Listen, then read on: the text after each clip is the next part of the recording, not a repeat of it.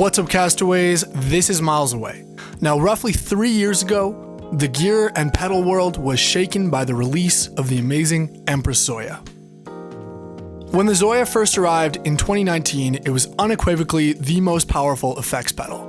Fast forward 3 years, and I want to see if the ZOIA still holds that mantle amongst all the amazing new pedals that have been released since then. Now, Empress were kind enough to send over this ZOIA for me to check out and do a video on, but as always, they aren't paying me, they're not telling me what to say, and that's why it's really important. If you guys do like this video, please like, subscribe, all that good stuff. It really helps me be able to continue making videos like this for you guys. Now, the ZOIA is a little bit hard to define, but at its core, it's a modular effects processor. But that's really underselling its capabilities a little bit. It can be built to do pretty much everything from basic effects to emulating tons of different pedals to even being its own modular synthesizer alone in a box that can create entire generative patches by itself.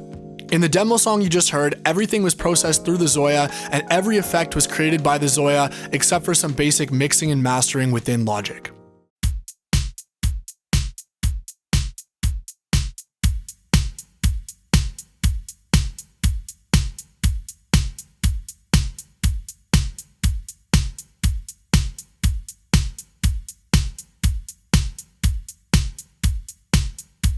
I even built the entire arpeggiated lead that you hear throughout the demo using only the ZOIA, sound effects and all.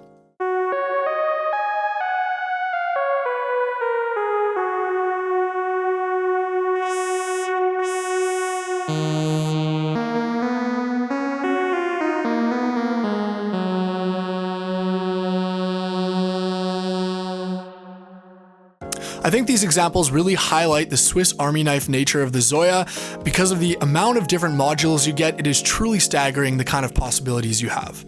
At the time of this video, the ZOIA includes over 80 modules, everything from LFOs, granular processing, delay lines, and much, much more. However, none of that would matter if those blocks didn't sound great. That's the really amazing part of this, is these effects are created by Empress.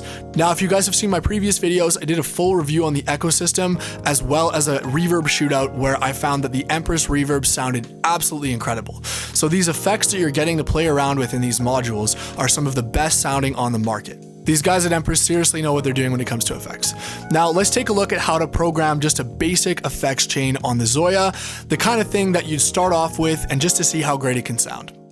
All right, so starting off, we're gonna need a interface module to take in audio in from my Cobalt 8, which I'm running in mono, just so you guys can see how nice the stereo image the ZOIA can make is. So we've got an interface, inputs, and then we're gonna make an output. And I'm gonna put it down here so you guys can logically see that we're building a basic effect chain from start all the way to finish. So interface, audio, output. Okay, cool. So then next, let's start adding some effects in. So let's say if first things first, I've got my basic sound, sounds like this. Let's start off by making that stereo with a stereo chorus.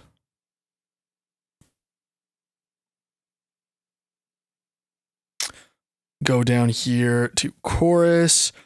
Okay, 1 in, 2 out. Classic, control rate. Yeah, I like all that stuff. Okay, so then what we're going to do is we're going to connect the input into the input of the chorus. And now if we connect the output here,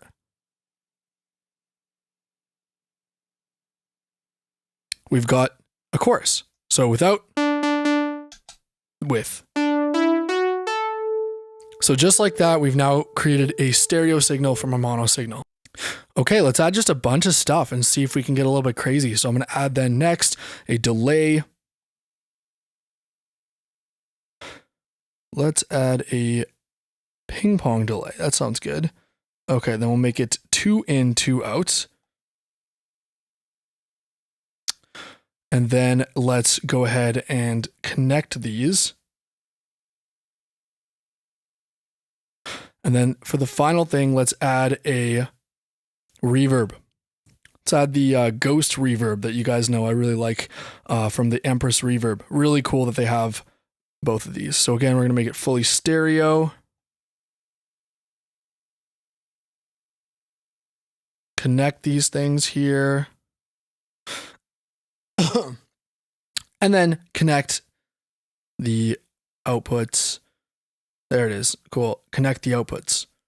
So now, without and with. And just like that, we've got a really cool entire channel strip with chorus, reverb, and delay.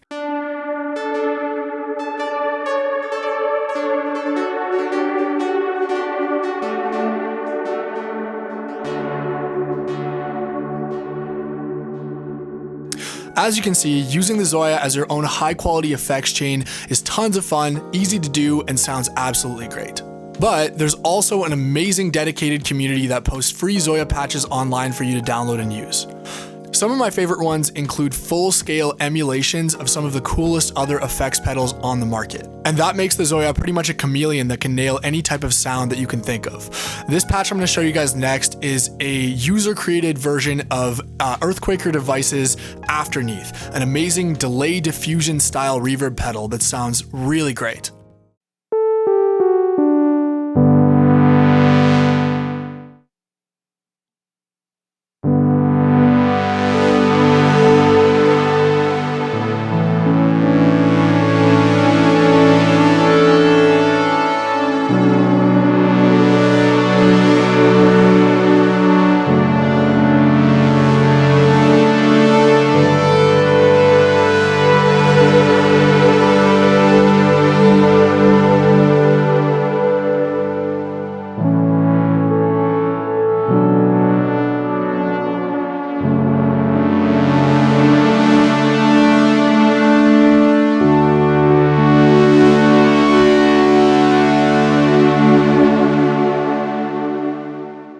Pretty cool, right? Now, you guys know how much I love Fairfield Circuitry, and their shallow water pedal in particular is an absolute classic. Now, someone has gone and basically programmed a stereo version of the shallow water on the ZOIA, and it sounds absolutely unreal. Because of its stereo capabilities, I find myself using this almost more than the actual shallow water pedal itself.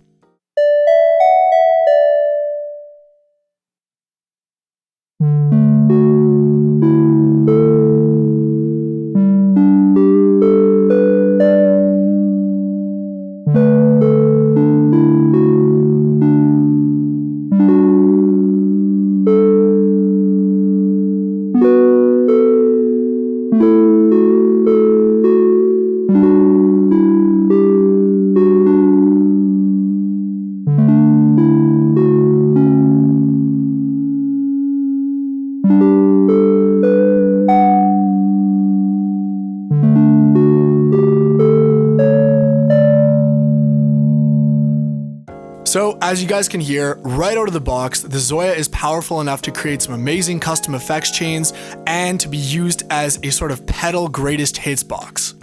But the pedal really opens up when you dive under the hood to use its modular capabilities and build your own truly custom patches from scratch.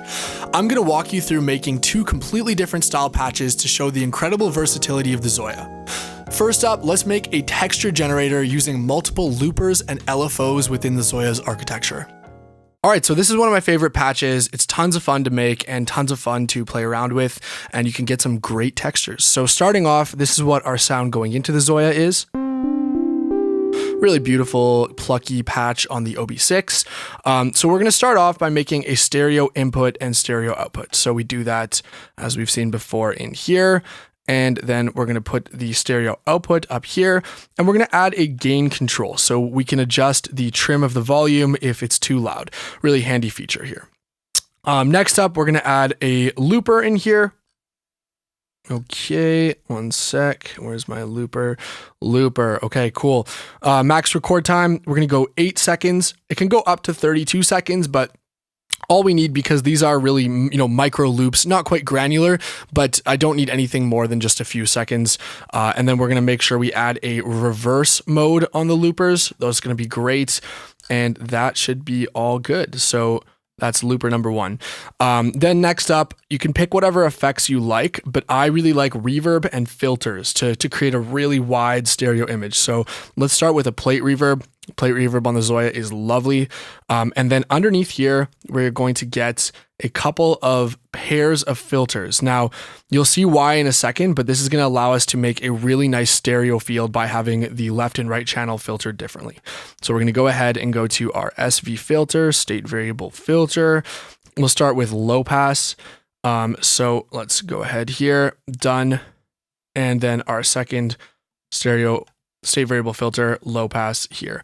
Now I'm just going to wire these up before I add the other filters because I don't want it to get confusing. So starting off, we have our audio inputs. So we're going to go into the looper, then out of the looper into both the inputs of the reverb, pardon me.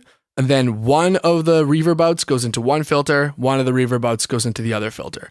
Nice and easy. Then next up, we're going to add 2 more filters. This time though, we're going to turn off the low pass mode and turn on the high pass mode. So right here, high pass filter number 1. We could copy the modules, but I have already started it doing this way. So I'll do it like this. Low pass off, high pass on, and there we go. So now we go out from one of the low pass filters into one of the high pass filters, out from the other low pass filter into the other high pass filter, and then out from one of the high pass filters into one output and out from the other one into the other outputs.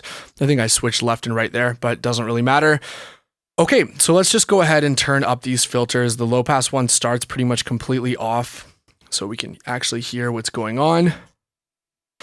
And we're still not going to hear anything when we play anything because the looper is basically not going to play anything until it records. So let's start by recording something in really quickly, just to make sure we have sound. Great. So another thing, one second here.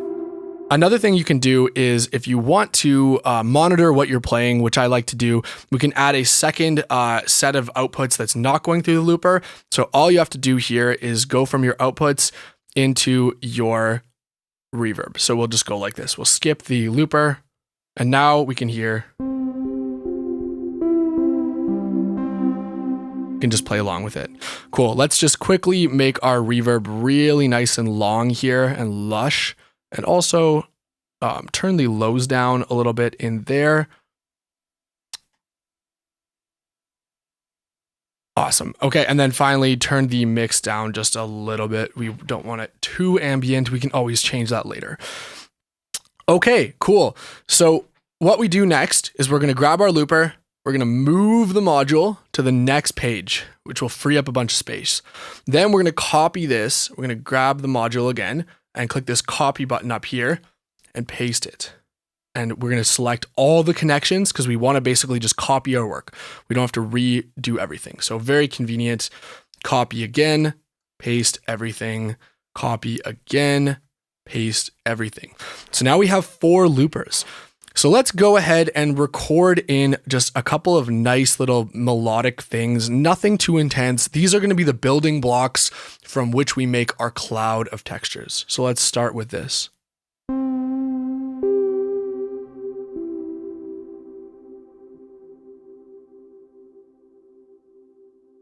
Lovely. Next one.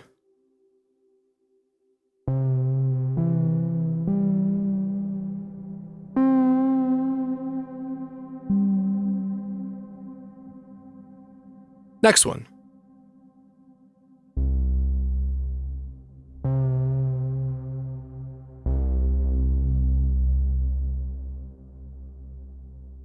And we'll do something a little bit more kind of high up and melodic for the last one.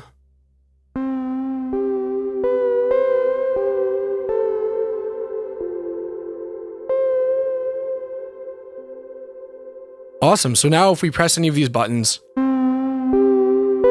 we can start combining them.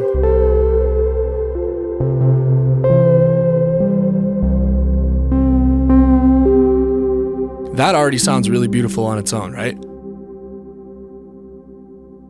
But where the real magic comes in is when we start getting LFOs to trigger these different play buttons and then messing around and having fun with creating our own texture through both the reverse buttons and changing the speed of the loops to make them higher or lower. So let's add a bunch of LFOs. So we go into control modules for LFOs. So we're going to grab this really basic. We just want a square LFO because it's going to trigger the start, stop. Start, stop. Don't need any sort of curve. So we're going to grab the speed and turn it way down. You can see your LFO speed pulsating there. If you think about it, it's going to be playing and pausing the loop. So we want it as slow, around 100 to 200 max. So let's start triggering these. So LFO 1, it's going to trigger that one. Let's add another LFO.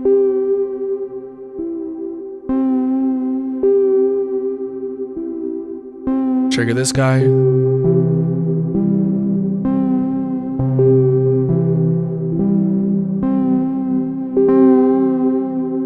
Trigger this guy. Oh man, so relaxing already. Last one for now. Let's trigger this one. So now, already so beautiful. Let's go ahead and start messing with the reverse. So we'll reverse.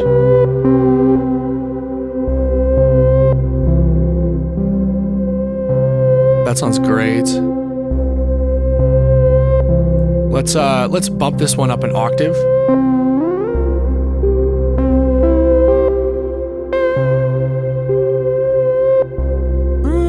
Not really feeling that one. Let's try this one up an octave. Oh, that's pretty. What about this one up an octave?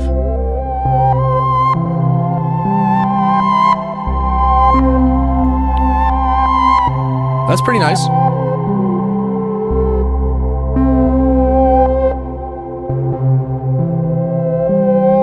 Okay, we'll try this one up an octave because this one is playing the low notes, which I know sounds really nice right now, but if we want to play something underneath this that has chord changes, it'll probably be better if we don't have so much bass frequencies. So, do fifths.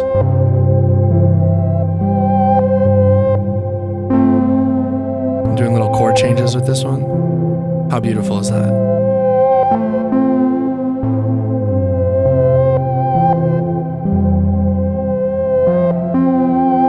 So nice. Okay, let's go up an octave. I'm getting distracted. And let's reverse it.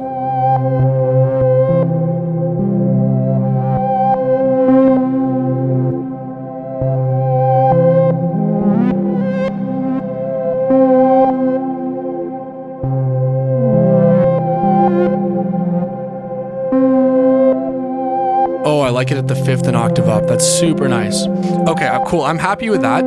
So let's move back to our pages, and here's where we are going to start having a lot of fun. So what we're going to do, I'm just going to quickly move this module so we have space. So we're going to go ahead and move the plate reverb to a brand new page. There you go. Now we have a whole bunch more space there to play around. Okay, so we're going to go ahead and grab some LFOs here, and you're going to see why, and it's pretty awesome. These times we're going to use sine wave LFOs, okay?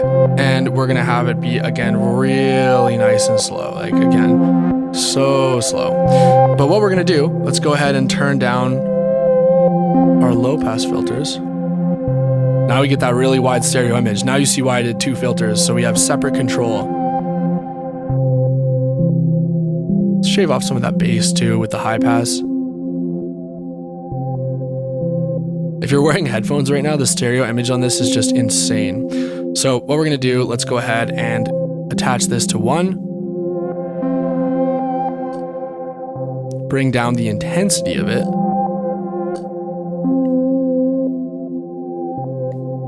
And make a couple more. Let's start modulating some more. The amount of LFOs you can use on the ZOIA is just ridiculous. Like, I've come from using synths that have maybe 1, 2, 3, 4 LFOs max. I've literally made patches with like 20 LFOs. It's so fun. Okay, so let's get this one on. Yeah, there's the cutoff.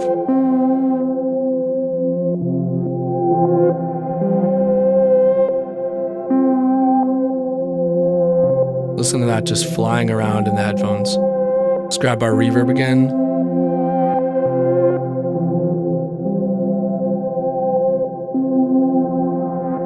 And there we go. There's our patch. And if we want, we can even play over it to create more texture.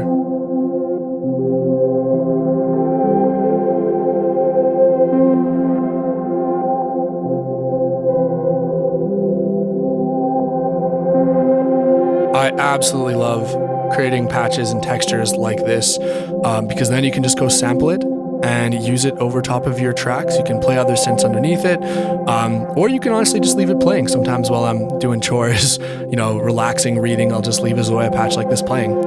Really beautiful.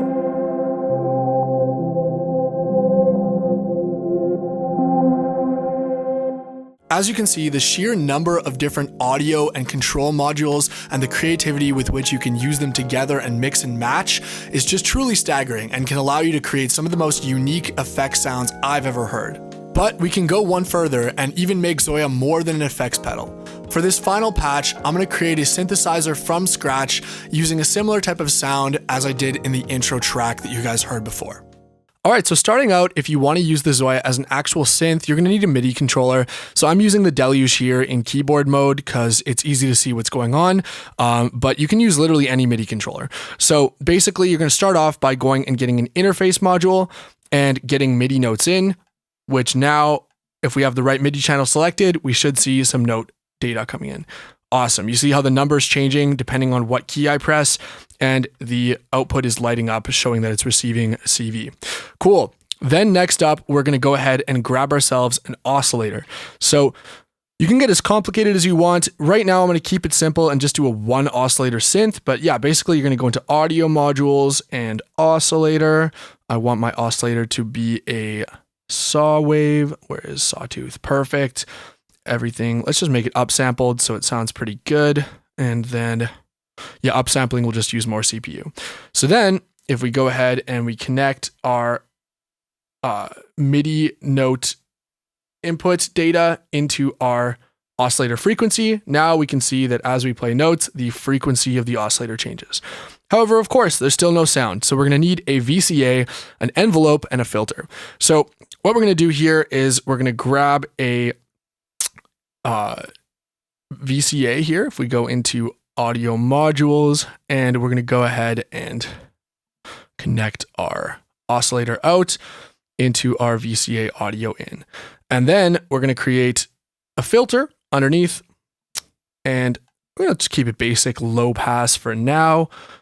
And we are going to go ahead. Oh, 1 second there. Almost redid my patch. That would have been bad. I'm going to grab our VCA audio out and connect it to our filter in. And there's a bunch of different ways you can do this. You can experiment with different orders, but I'm just doing it the way that I enjoy doing. So yeah, then from our low pass frequency out, we're going to go ahead and make an output, interface modules, output. Actually, you know what? Let's put our effects first, of course. Got to have some effects. So let's add some delay. Let's do ping pong delay. And then a plate reverb. Lovely. So we're going to go from our filter out and then into our delay, and then from our delay out 1 into our reverb 1, delay out 2 into our reverb 2, and then finally reverb out. Okay, cool. So now if I turn up the VCA and turn up the filter, we should have a sound. Oh, we should probably enable it first.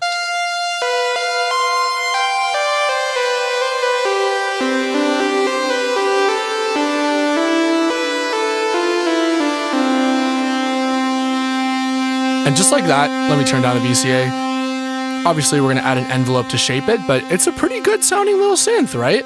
And that was just a very basic patch. So let's go ahead and we're going to add at least an envelope to shape. We're going to add an envelope to shape the filter and an envelope to shape the VCA especially. So let's move our reverb out of the way. I like to have my effects on a separate page. Move our delay out of the way. Get out of here. Okay, cool. Now we have all this space to work with. So let's go ahead and we're going to go into control modules and add a ADSR. Where's my ADSR? Aha. So what's pretty cool, you can get some seriously complicated envelope styles and shapes here. Yeah, you can get some classic stuff like envelope delay and all that good stuff that you wouldn't even get on certain mid-level synths. So it can get really deep here if you're willing to program it. But for now, basic ADSR. So we're going to go ahead and let's just make a basic shape. Let's add a little bit of attack, a nice amount of decay, and then have this, let's have a sustain decently high, and then just a little bit of release. Let's actually take the attack down. So we're not getting clicks, but we're also not getting a sweep. So we're going to gate. So the gate is essentially when you press a note, the gate is triggered. So that means every note press is going to trigger the envelope. So we're going to connect the input of the envelope to the gate out. And then we're going to go from our ADSR output into our VCA gain. So now if we did this properly, we should see, there we go. It's starting to sound more like a synth.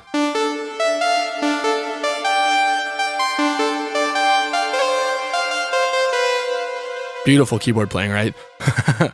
Okay, cool. So then final thing we're going to do is we want to use that lovely filter. We don't want it just to be static. So the exact same principle, we're going to go ahead and copy. Actually, let's just make a new one because I'm not going to keep the connections anyway. We're going to go ahead and make a new ADSR underneath.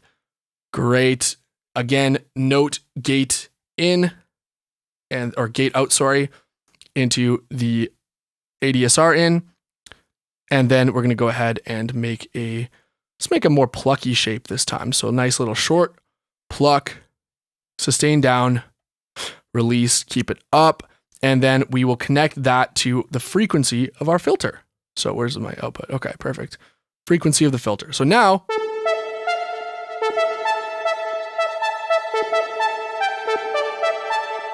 amazing, right? So let's play around with the envelope shapes to get it a little bit more similar to what I had in my intro. So I had sort of a bit of a smoother attack. So let's go ahead and make that. Then I had a nice, decently high sustain level, and I had a pretty long release. So let's do that. I enjoy long release sounds on synth sounds. So let's get the decay higher too, bring the envelope up a bit more, and then that should be more nice.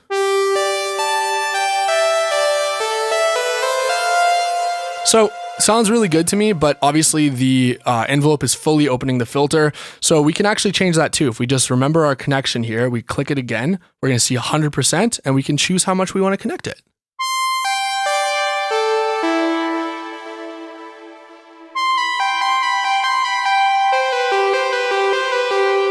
There we go, and that's pretty similar to the sound I made in the intro of this song. Just like that, we have a fully usable, fully playable synthesizer inside a guitar pedal. And you can go way deeper than that.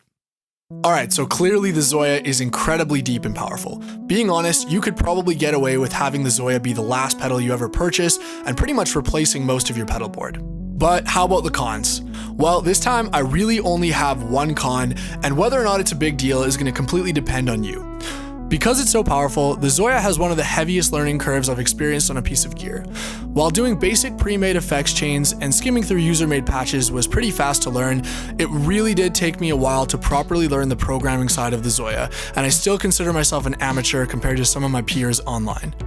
However, if you're willing to put in the time to learn, it really is rewarding, and once that initial hurdle of things making sense passes, it's really logically laid out and does make a lot of sense how they've designed the interface. So, to answer the question at the outset of the video, yes, the ZOIA is still, in my opinion, the most powerful pedal on the market today, but with great power comes great responsibility. If you're willing to take the responsibility to truly learn what this little box of magic has to offer, then it will be something that surprises you and entertains you for many, many years to come. Thanks as always for watching. I've been Miles Away, and I'll see you guys in the next video.